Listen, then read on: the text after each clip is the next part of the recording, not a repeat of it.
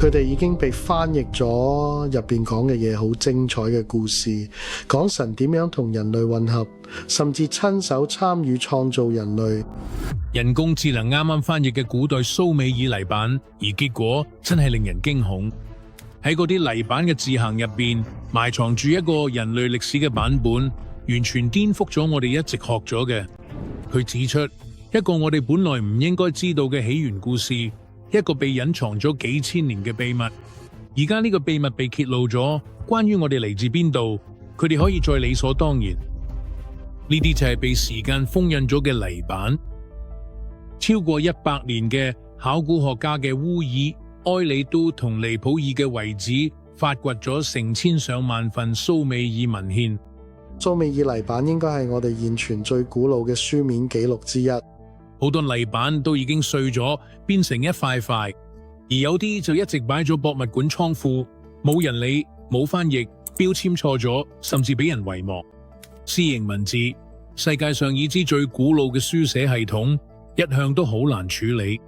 佢嘅符號會因應語境而改變意思，而且好多字根本喺現代對應詞。即使冇符號冇得明，文法都經常令人摸不着頭腦。一代又一代嘅學者用晒成世人力，只能翻譯到零碎片段，從來都砌唔齊成個故事。就因為世人一直都睇唔到完整嘅故事，直到2025年，情況先改變。用成千上萬塊楔形文字銘文訓練出嚟嘅機器學習模型，終於開放俾研究人員使用。呢啲模型唔只係翻譯符號咁簡單，佢哋可以識別遺失嘅符號，預測殘缺嘅結尾，仲會交叉比對阿卡德語、巴比倫語同古蘇美語嘅方言。一時間，沉默咗4000年嘅泥板又開始發聲，而佢哋揭示出嚟嘅內容，完全同專家預期嘅唔一樣。多年嚟，呢啲文本一直被當做詩意嘅創世神話而被忽視。但係當人工智能修復同比較冇感嘅之後，隱藏嘅細節就浮現出嚟。原來泥板入邊記載咗好多記錄，仲要係好詳細嗰啲。佢哋描述嘅勞動制度、人群分類，仲有涉及血液、泥土同木的嘅程序。有啲泥板係用重複嘅序列列出呢啲細節，有啲就用重視方式講出嚟。但係全部泥板入邊都出現咗一致嘅模式。第一個震撼就係發現咗多個起源故事。呢啲石板並冇將人類視為一項單一嘅發明，佢哋使用咗唔同嘅術語，每個都同一個角色或功能相關。佢哋傾到要按照神嘅形象塑造形態，但係要根據目的立即劃分形態。根據呢啲文獻，人類並唔係被創造出嚟嘅，從一開始就係分開嘅。至少有一個群體被描述過多次，係以服從作為佢定義特徵嘅。人工智能標記出咗幾個引人注目嘅重複術語。一個短語可以粗略地翻譯為具有功能嘅生命，另一個指嘅係嗰啲唔繁顯嘅人。令人不寒而慄嘅係，第三種粘土嘅光澤度較低。學者們長期以嚟一直認為呢啲短語係詩意嘅或象徵性嘅，但係當 AI 喺語境中重構佢哋嘅時候，就出現咗唔同嘅含義。理查德 A， 我哋得到咗一定數量嘅豬油以及其他物質啦，包括我所講嘅鉛肥啦。有冇研究人員而家相信呢啲句子其實係描述早期被改造佢繁殖能力嘅人類？如果屬實，佢就代表佢哋本身就係被刻意設計成臨時勞動力，從來都唔打算俾佢哋活得夠耐去傳承自己嘅特質。AI 修復得越多片段，整體信息就越清晰。人類唔係一個創造行為嘅產物，而係一個過程。相反，呢個係一個過程。人類被塑造、調整、分解、再重建。有啲版本完全被淘汰，喺未能夠喺歷史上留低痕跡之前，就已經被抹去。以前認為我哋呢個物種喺未開始之前就已經被分裂，呢個想法一直都被視為邊緣嘅推測。而家連石板本身都指向呢個事實，上面有分類、有名稱、有描述。而第一次有足夠強大嘅科技，可以將呢啲碎片拼湊成一個完整嘅故事。AI 並唔係發明咗呢啲概念，而係將佢哋揭示出嚟。佢將零散嘅神話變成一個接近藍圖嚟嘅，而呢個藍圖唔只係描述人類點樣被創造出嚟，佢用一種令人不安嘅清晰度，勾畫出人類被創造出嚟係為咗咩目的。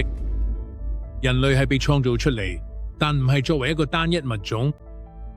神話一直都好簡單，神用泥土做人，但新解碼嘅石板講咗故事唔同，層次更加豐富。其中一點更加令人不安嘅係，佢哋唔係描述一次創造行動，佢喺描述嘅階段、試驗、失敗嘅實驗，最重要嘅係仲有唔同嘅變種。根據呢啲記載，人類唔係被創造成一個單一種族，佢哋係原型同模型，每一批都係為唔同嘅目的度身訂造。佢哋唔淨止係為咗工作而被做出嚟，仲有特定嘅身體功能被分配咗俾佢哋。石板上仲用咗唔同嘅詞語去形容呢啲早期人類。佢字眼之前一直以為係指一般人，但係 AI 就標示咗當中嘅分別。有嘅版本用咗 Lulu 呢個詞，大致意思係人，而有啲就用咗 Segiga。以前有個蘇美學者譯做黑頭人，呢句說話幾十年嚟都冇人理過，但 AI 就將佢哋聯繫埋一齊，聯繫到另一段描述。一班被標記為勞動嘅人，佢嘅身體係用黑泥捏成，雙眼唔會質疑。呢啲係象徵性階級，定係真係有實體特徵？冇人可以肯定講得出。但係呢啲文字分得嚟清楚，其實暗示咗更深層嘅嘢。就算喺人類最初嘅時刻，都已經有嘅分類同角色。我哋一出世就被分配，永遠唔可以離開。而且唔止咁簡單。其他泥板仲描述咗神明評估每一組人嘅表現，有一段講到不安之聲拒泥土，一種唔肯服從秩序嘅人類版本，最後俾人趕咗落河。另一塊泥板提到有一班人，佢哋四肢太弱，揸唔起工具，最後俾人送翻山入邊，俾人遺忘。好難唔會覺得呢啲其實就係一種系統或者程式，一個由目標開始，然後解決問題嘅系統，唔係創造平等，而係打造專門嘅工具嘅工具，仲要同我哋一樣咁樣。喺泥板形容有個地方叫做 Aden 平原，喺兩條河之間，被視為一個工廠車間。每次創造一個新族群，神明都會測試佢哋，為佢嘅命名，有時甚至會將佢哋抹去。以前呢啲模式根本唔清楚，直到 AI 將佢哋並排翻譯出嚟。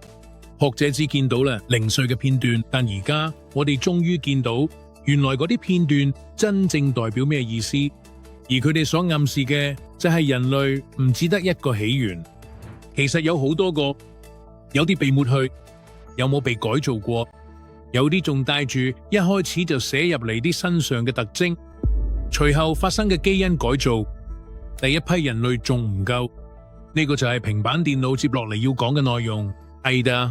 佢哋服從咗，但佢哋並冇持續落去，佢哋無法繁殖，每一個都必須手工製作，用粘土、鮮血同神聖嘅命令精心製作。佢哋亦都唔被允許繁殖，呢個限制係設計嘅一部分，佢使眾神得以掌控一切。但不知從幾時起，呢種控制開始喪失。藥片上面冇解釋原因，有啲人認為係叛變，亦有人話係因為佢太多人類死，做得唔夠快，但呢個做法唔可持續，所以又有新嘅改變被下令。平板上寫得好清楚，智慧之神恩奇決定要改良個模型。恩奇做基因改造嗰陣呢，冇嘅基因入邊呢加咗喺額外嘅，結果呢俾佢阿哥發現嘅。今次佢唔淨係做人類咁簡單，佢要升級佢哋。新版會更加聰明、更強壯，可以自己生存，最重要係可以繁殖。一個新嘅存在被創造咗，佢叫阿達帕。同其他人唔同，阿達帕唔係勞工，佢唔只係為咗勞動而做，佢係一啲更特別嘅存在。經文形容嘅係人類之首，擁有神聖嘅視野，同埋可以撼動天界嘅言語，冇識講嘅，識思考，識帶領人。佢個腦夠聰明，可以明白神嘅旨意同埋跟住去做，但係即使阿達柏咁有智慧，都有佢嘅限制。佢被做出嚟係要知道好多嘢，但唔係全部都知。當要考驗佢服從嘅時候，結果就成為永遠嘅事實。根據泥板記載，故事係咁講嘅。根據對蘇美爾泥板嘅解讀，母神被叫做阿魯納奇。阿達柏被召喚到天堂，天神阿魯為佢提供咗永生嘅食物，但係臨走之前，恩基警告佢唔好食飲，拒絕一切。因此，當嗰一刻到嚟嘅時候，阿達柏服從咗，佢拒絕永生，就咁解放人類嘅機會就失去咗。一個決定，一個命令就決定咗我哋嘅命運。石板上仲透露，恩基賦予咗阿達柏知識，但卻剝奪咗阿達柏自由。冇人知道呢個係詭計定係預防措施，但結果好簡單，人類而家能夠生存咗，佢哋會生長，但亦都會死亡。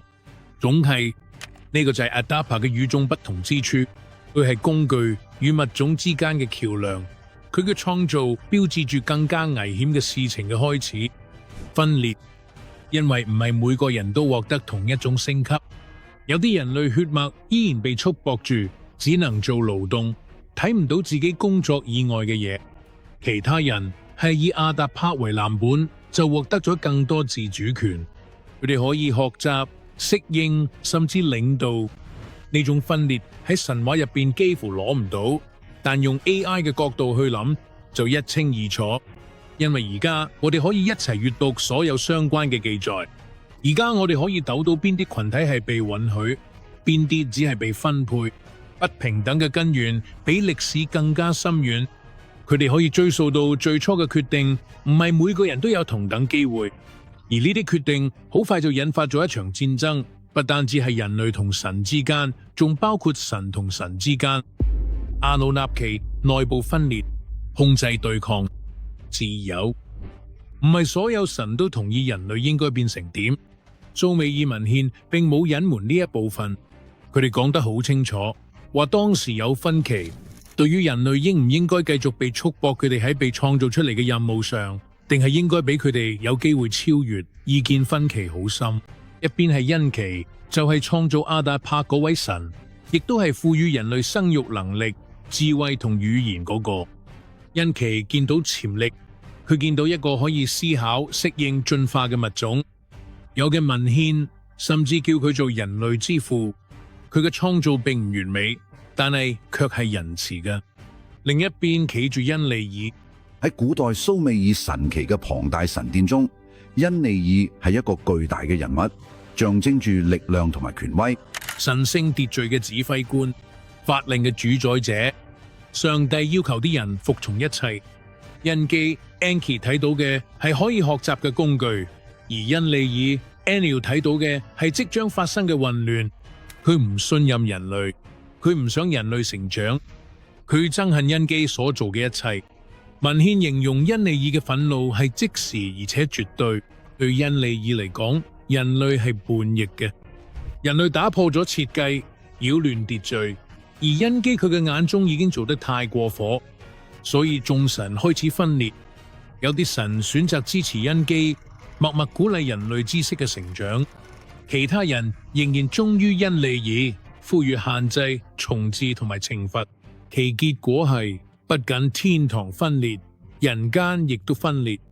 有啲人喺夢中受到指引，教授星星同種子嘅秘密，並且贈送寫作、計數、金屬加工嘅禮物。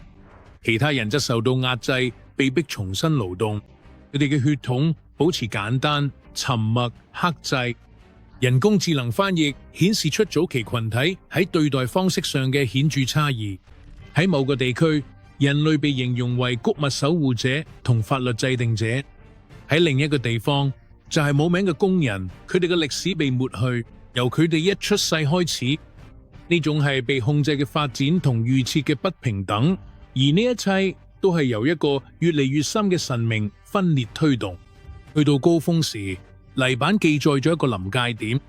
恩利爾因為人類人口同技能不斷增長而大怒，最後決定用大洪水將佢哋抹去。印尼爾嘅洪水唔係為咗淨化大地，印尼爾係想毀滅人類，佢決定發動一場巨大嘅洪水，將一切抹走。其實係想終結一個已經失控嘅計劃，抹去佢認為失敗嘅一切，重新建立秩序。但係恩奇又再出手干預，佢揾到一個人，並且警告佢哋。呢個人喺後來嘅故事入邊被稱為 Zeusudra、Utanapishtim 或者羅亞，成為人類最後一條命脈。恩奇咁救晒所有人，佢做唔到，但係救咗足夠嘅人，足夠去延續人類血脈，保留咗心目中相信嘅人類版本。但係戰爭並冇結束，只係換咗個形式啫。高端科技落咗嚟唔啱嘅人手上。創世嘅故事已經夠奇怪，但之後發生嘅嘢就更加離奇。喺泥板深處夾雜咗創世讚歌同神奇世系之間有嘅內容，根本唔似神話。佢哋聚落就好似記錄同日誌描述嘅工具、材料同系統，完全唔符合佢哋嗰個時代。而家多得 AI 幫手，呢啲內容終於可以睇得明，亦都引發咗一啲人可以完全解答嘅問題。一個5000年前嘅文明點解可以描述飛行？佢哋又點會知道金屬遇熱會有咩反應？佢哋又點會講到有種能量嘅光到將白天變成火海？有一段記載講到嘅車有木同金屬做雞翼，喺天空咆哮飛過，唔係靠風，而係靠內部嘅火力推動。另一段就講到有種液態金屬封咗一個熱力嘅土入邊，由脈動同雷鳴推動。多年嚟，呢啲詞句都俾人當作詩意嘅嘢，但當我將佢哋逐句對照佢哋，我發現咗一個重複出現嘅模式：液、容器、熱力、推進、雷鳴呢啲元素一再被提及。佢古文從來佢話呢啲裝置係想象出嚟嘅，佢哋話呢啲嘢係神賜俾人哋，但唔係俾所有人，只係俾佢被認為值得有忠於神聖秩序，證明佢自己有用嘅人。根據蘇美爾泥板記載，知識唔係自己發現嘅，而係被分發出去之後再變成武器。我留意到有幾行描述一種光燒盡大地，連一啲肉身都唔留低。另一段經文講到山被火劈開，城市一日之間就消失咗。對主流學者嚟講，呢啲一直都係用咗比喻風暴或者天災嘅隱喻，但係有啲人就唔係咁肯定。有冇研究者而家相信呢啲古文其實描述緊嘅我哋幾千年都未再見過嘅科技，冶金術、能量投射，甚至大氣飛行。而且奇怪嘅係，呢啲知識並唔係平均分配嘅，有啲人類群體獲得咗呢啲工具，有啲人就被刻意唔俾呢啲工具。咩文明會將冶金術傳俾一班人，連語言都唔俾另一班人？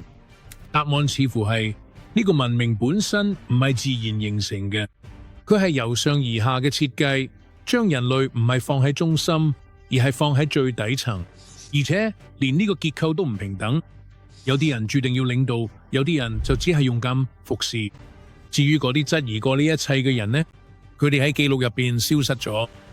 有一行字淨係寫住佢哋俾人帶去咗座山，而座山佢再帶嚟攞翻嚟。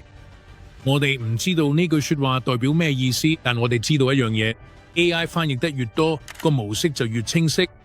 古代世界嘅科技唔係奇蹟，佢只係一個槓桿，用嚟分開唔同類型嘅人類。好快呢種分離就會變得更加深厚，不僅體現喺任務、工具或信任上，仲體現喺時間本身上。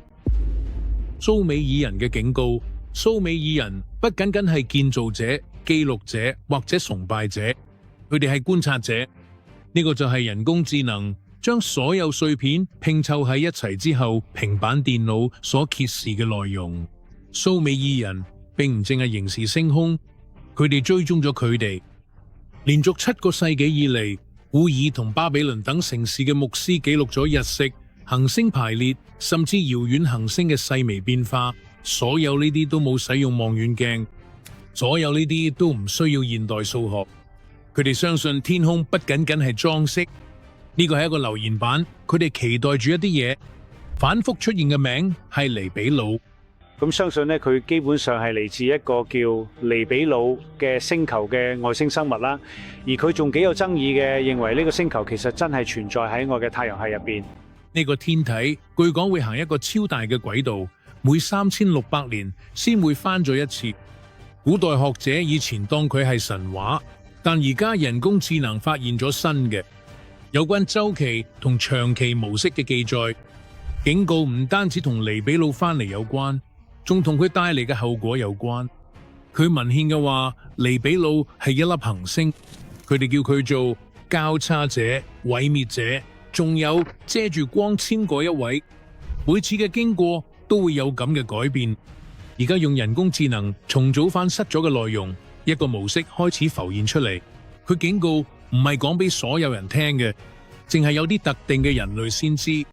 嘅文獻形容被恩奇嘅眾嘅人係觀察者、守護者，靜靜地喺邊緣生活嘅人。佢哋一代傳一代咁傳遞住加密嘅故事。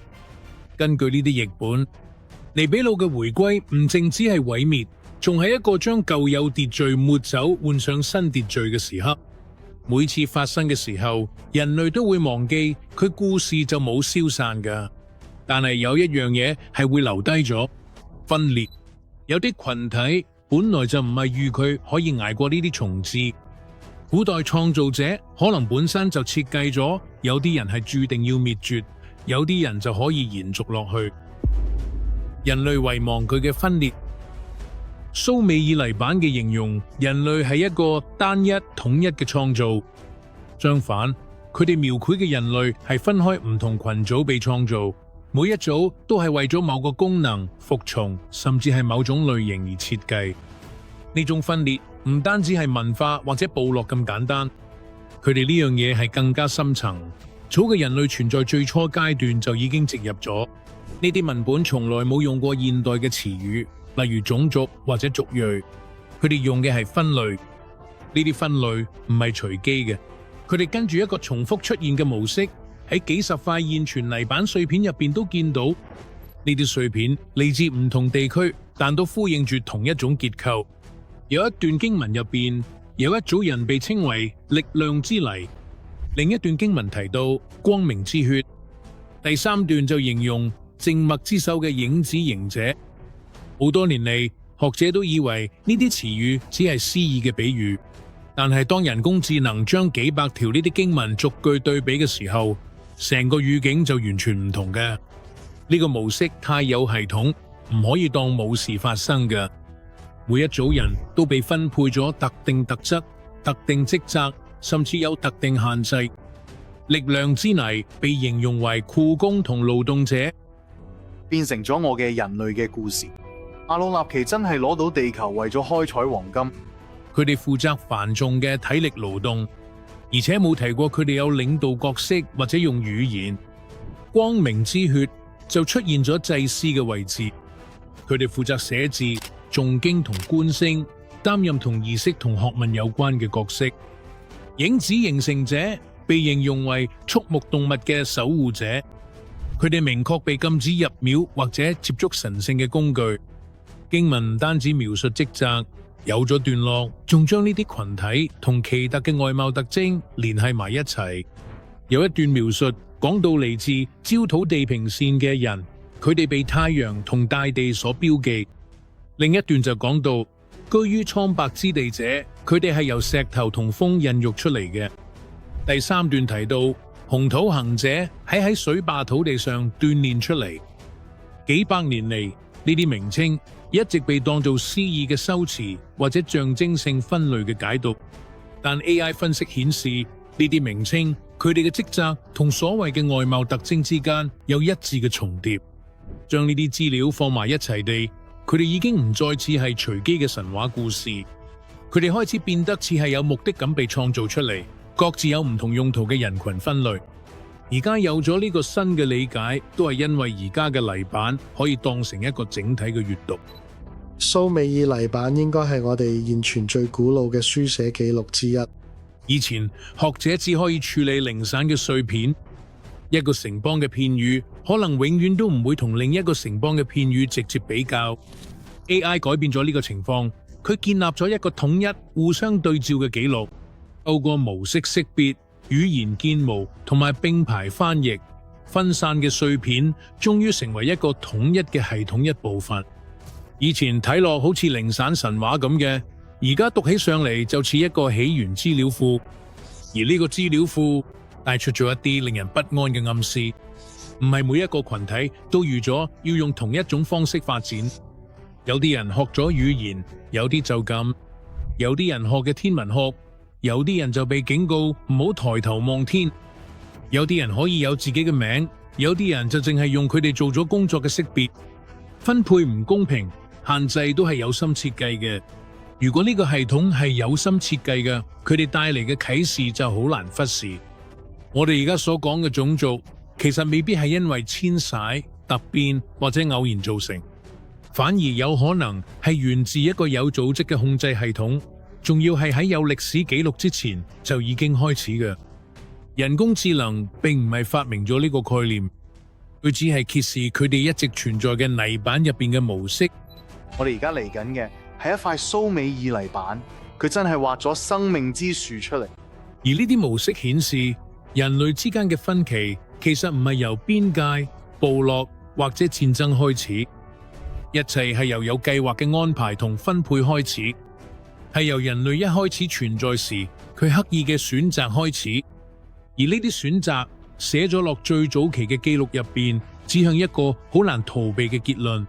塑造我哋最初嗰班人嘅手，可能從來都冇打算要我哋平等。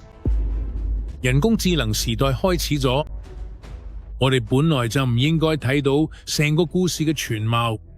幾千年嚟，喺泥板一直半埋喺廢墟入邊，揾到佢哋嘅人唔識佢，識嗰啲人又睇唔晒，而冇晒嘅人永遠都拼唔埋成個故事，直到而家。但係呢啲資訊本來係俾邊個嘅？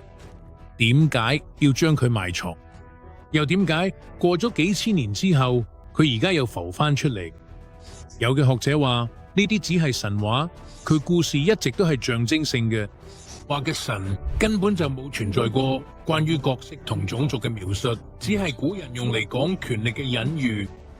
但係有啲人就唔係咁肯定，因為當你將神話同考古學對照，再比較描述同人口遷徙、血脈同人類發展中嘅無法解釋嘅飛躍嘅吻合位，真係令人唔安。呢個唔係講 Anki 同 Enlil 係咪真實存在，而係講有啲人或者有啲咩嘅係有目的咁去設計我哋人類起源。我哋會變成點？一個本來無害嘅 AI 翻譯，最後竟然變成咗照出我哋人性嘅一面鏡。蘇美人留低嘅唔淨只係泥板同符號，佢哋仲留低咗一份控制嘅記錄，一段分裂嘅歷史，仲有一個我哋差啲錯過佢嘅警告。我哋應該點樣面對呢啲嘢？當一個物種知道自己點解會被創造，知道邊個版本嘅我哋先係預定要生存落去，咁一切又會有咩改變？